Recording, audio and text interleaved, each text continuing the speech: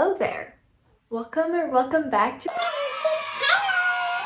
I'm finally back after a long time.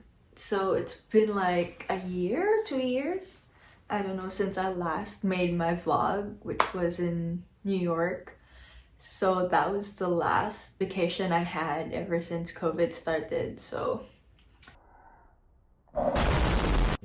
anyway, so today I have a new video. It's going to be a sit-down question and answer video because I asked you guys on Instagram to ask me questions and you guys did. So with me, I have like 15 questions. So the first question is, how old are you? I'm 20 years old. Turning 21 in 6 months. I'm very excited because I get to do a lot of legal stuff. Like maybe now I can party anywhere. The second question is, where are you from?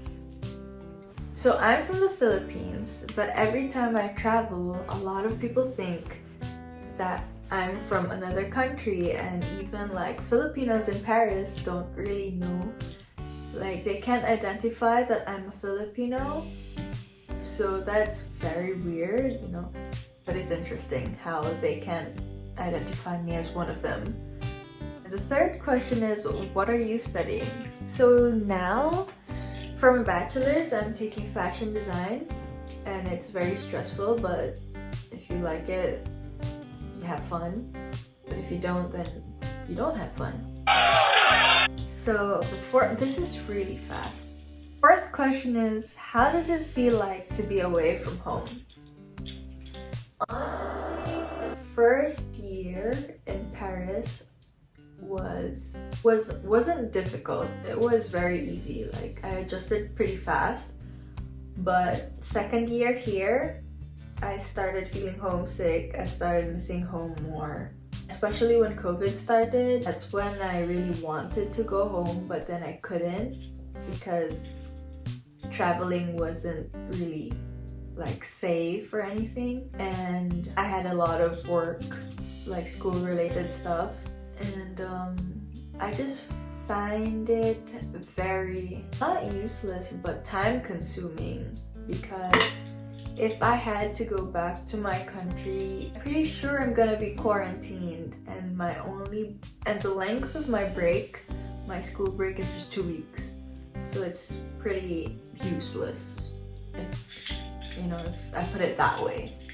Trying to cope up. I mean, like living independently is scary at first, but once you get the hang of it, it's fine.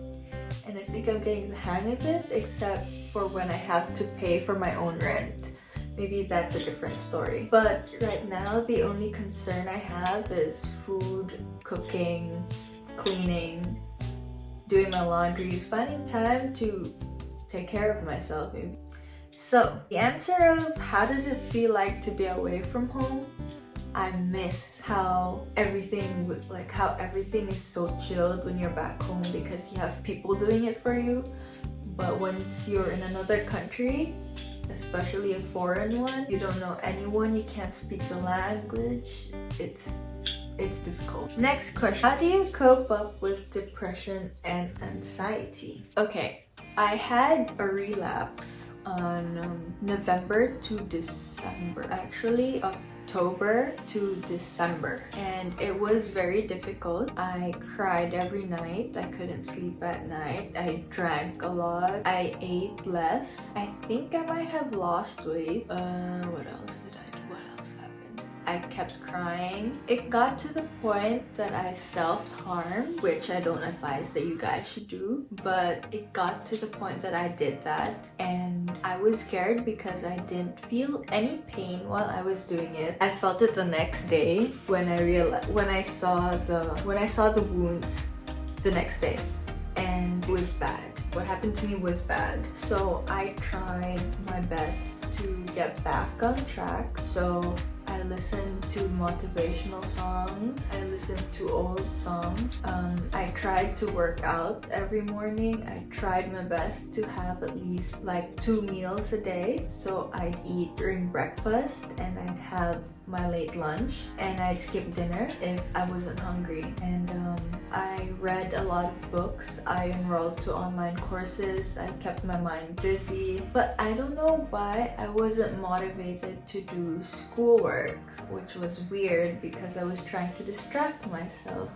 But then I had a lot of work piling up and I felt like I don't think it's gonna help me. So instead I enrolled in online courses, which is weird. So that's how I dealt with my depression and anxiety. And I promised myself at the last day of December.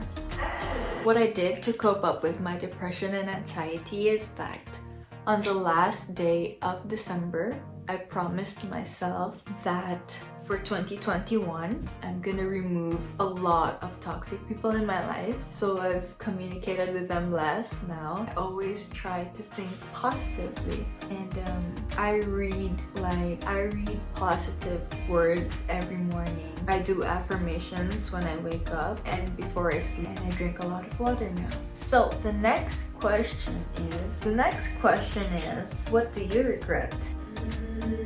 To be honest, I don't regret anything because whatever I did in the past or whoever I was in the past made me become a better person now. Those experiences before taught me how to handle things better now and make better decisions now. I think it's not like regret, but I wish that I didn't learn it the hard way. I wish I learned it the less pain way, less people getting mad at you way. Number 8 is things you wish you knew before studying fashion. Okay, so I tell this to people all the time, and I think that I wish I knew how to sew and I wish I knew how to draw properly before taking fashion. Because when I started fashion, I thought it was gonna be easy. I thought it was just like you style people, you draw, and you sew.